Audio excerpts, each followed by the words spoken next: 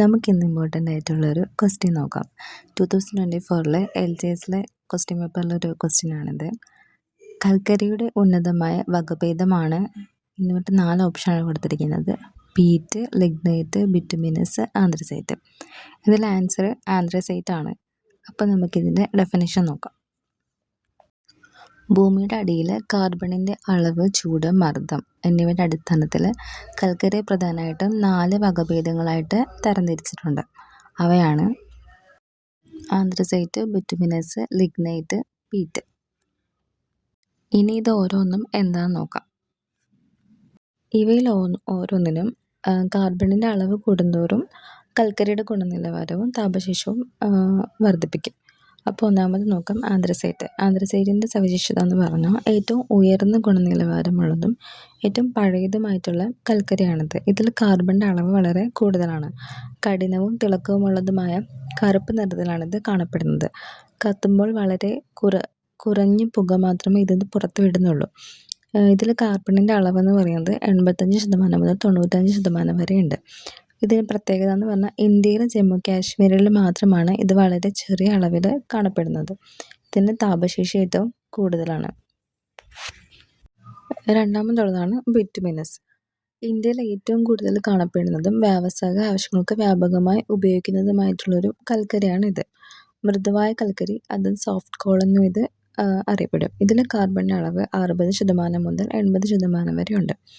വൈദ്യുതി ഉൽപ്പാദനത്തിനും ഇരുമ്പുരുക്ക് വ്യവസായത്തിനും ഇത് പ്രധാനമായിട്ട് ഉപയോഗിക്കുന്നു. ജാർഖണ്ഡ്, ഒഡീഷ, ഛത്തീസ്ഗഡ്, മധ്യപ്രദേശ് എന്നിവിടങ്ങളിലാണ് ഇത് ധാരാളമായിട്ട് ഉള്ളത്. ഇതിന് ഉയർന്ന താപശേഷിയാണ് ഇതിനുള്ളത്. അടുത്തതാണ് ലിഗ്നൈറ്റ്. ലിഗ്നൈറ്റ് എന്നാണ് ഇതിൽ മിസ്റ്റേക്ക് വന്നതാണ്. ഇത് തവിട്ട് നിറത്തിലുള്ള ഒരു കൽക്കരിയാണ്. ബ്രൗൺ കോൾ എന്നും ഇത് അറിയപ്പെടും.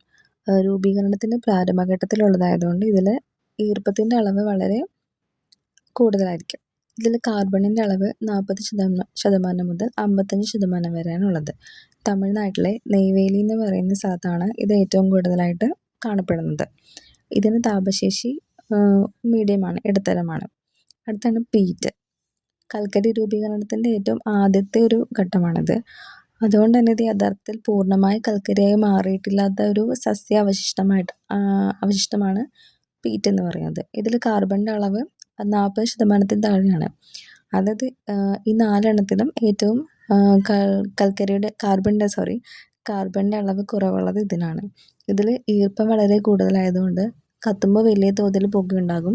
കൂടുതൽ താപം മാത്രം നൽകുന്നു. കുറഞ്ഞ നിലവാരമുള്ള ഇനമാണിത്. ഇതിന് താപശേഷി ഏറ്റവും കുറവുമാണ്. നമുക്ക് ഇന്ത്യയിലെ പ്രധാന കൽക്കരി നിക്ഷേപ മേഖലകൾ നോക്കാം. ഇന്ത്യയിലെ കൽക്കരി നിക്ഷേപങ്ങളെ പ്രധാനമായിട്ട് 2 ഭൂഗർഭ മേഖലകളായിട്ടാണ് തിരിച്ചിരിക്കുന്നത്. ഗോണ്ട്വാന നിക്ഷേപങ്ങളും ടെർഷ്യറി നിക്ഷേപങ്ങളും. ഗോണ്ട്വാന നിക്ഷേപങ്ങൾ എന്ന് പറഞ്ഞാൽ ഇന്ത്യയിലെ 98% കൽക്കരിയും ഈ വിഭാഗത്തിലാണ് ഉള്ളത്.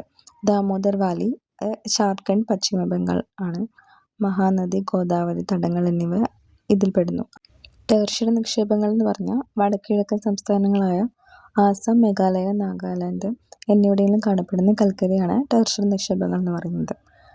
പിന്നെ കൽക്കരിയുടെ പ്രാധാന്യം എന്ന് പറഞ്ഞാൽ വൈദ്യുതി ഉൽപ്പാദനത്തിനും വ്യവസായങ്ങൾക്ക് ഇന്ധനമായിട്ടും ഇരുമ്പുരുക്ക് വ്യവസായത്തിനും സിമൻറ്റ്, പേപ്പർ, വ്യവസായങ്ങൾക്കൊക്കെ കൽക്കരി ഉപയോഗിക്കുന്നുണ്ട്. അപ്പോൾ ഈ വീഡിയോ നിങ്ങൾക്ക് യൂസ്ഫുൾ ആവുകയാണെങ്കിൽ ലൈക്ക് ചെയ്യാനും സപ്പോർട്ട് ചെയ്യാനും മറക്കരുത്.